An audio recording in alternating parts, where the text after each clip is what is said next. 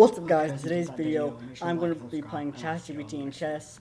A lot of people you might have seen like a bunch of different YouTubers playing ChatGPT in chess and how it randomly pops up random pieces out of nowhere.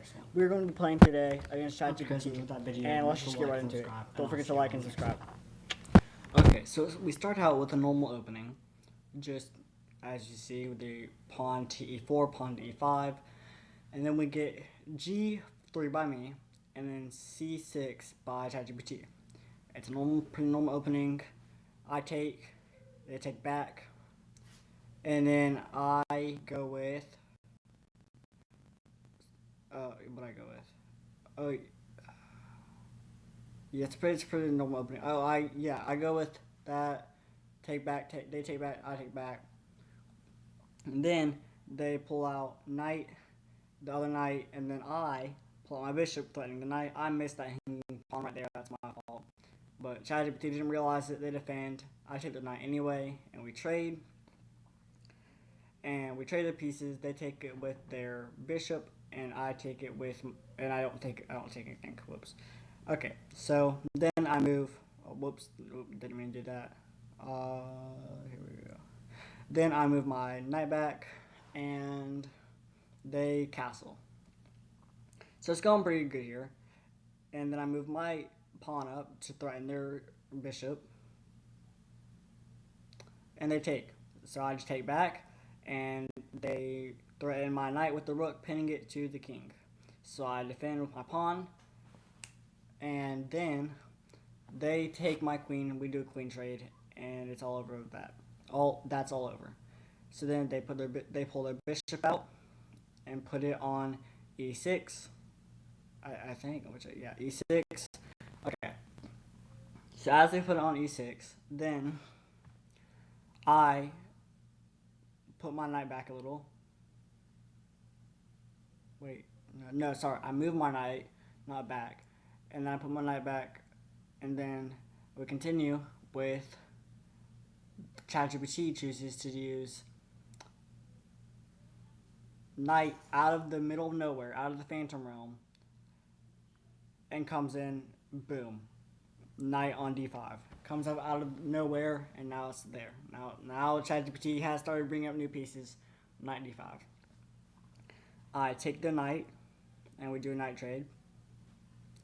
Then I use, so yeah, knight trade, and then I use my knight to go back on g4, and then they decide to go with pawn h6.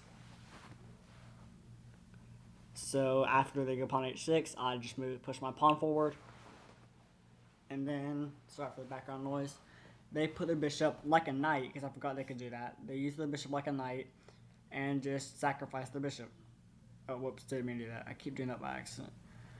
So they use their bishop like a knight, sacrifice it. I kind of ignore it and just push forward, trying to get this fork on the king and the rook. They take. I take back and get the fork.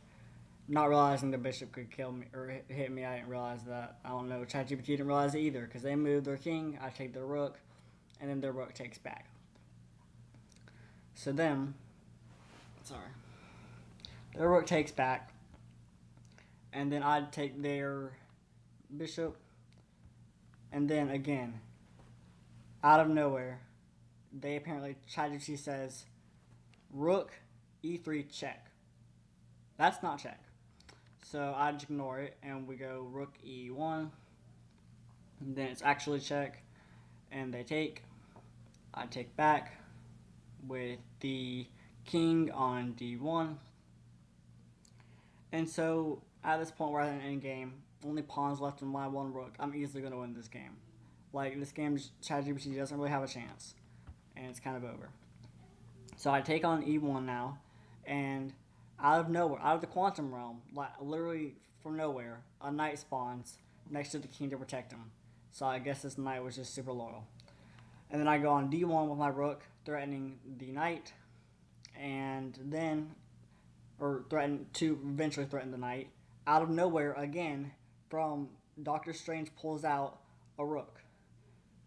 So now I'm losing by a knight.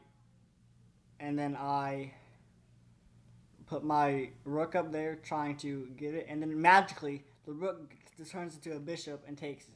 And at that point, I resign. Hope you guys enjoyed that video. Make sure to like and subscribe. And I'll see you all in the next one.